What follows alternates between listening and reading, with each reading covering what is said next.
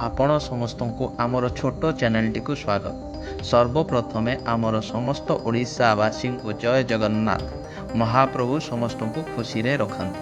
आज आम कार्तिक मासर पंचुक एवं कार्तिक पूर्णिमार महत्व विषय रे आलोचना करिबा। एही छोट प्रयासटी आपण मानक भल लागिले उत्साह कराइबे हेबे आउ कमेंट रे जणाइबे। जय जगन्नाथ। कार्तिक मासर शेष 5 दिन को आम पंचुक कहू। यही 5 दिन अत्यंत पवित्र और महत्वपूर्ण। यही समय लोके व्रत पालन करती और आमिष खाती नहीं। यही व्रत पालन कले 1000 एकादशी व्रतर पुण्य मिले बोली विश्वास करा जाए। पौराणिक कथा अनुଯାयी महाभारत युद्ध में सरसज्जा पितामह भीष्म पंचुक समय प्रभु श्रीकृष्ण को दर्शन कर निज देह त्याग कर कारण पंचुक व्रत को भीष्म पंचुक कहुए।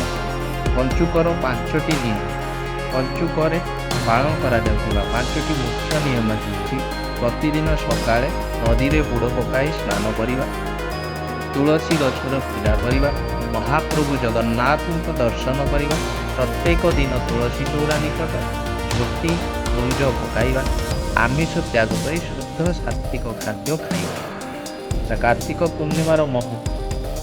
पंचुकर शेष दिन होउछि कार्तिक पूर्णिमा। एही दिन साधव पुओ मानक स्मृति रे बोईत बंदाण उत्सव पालन करा जाए। एही दिन लोके छोट डंगा भसाई पूर्व पुरुष मानक स्मरण करती।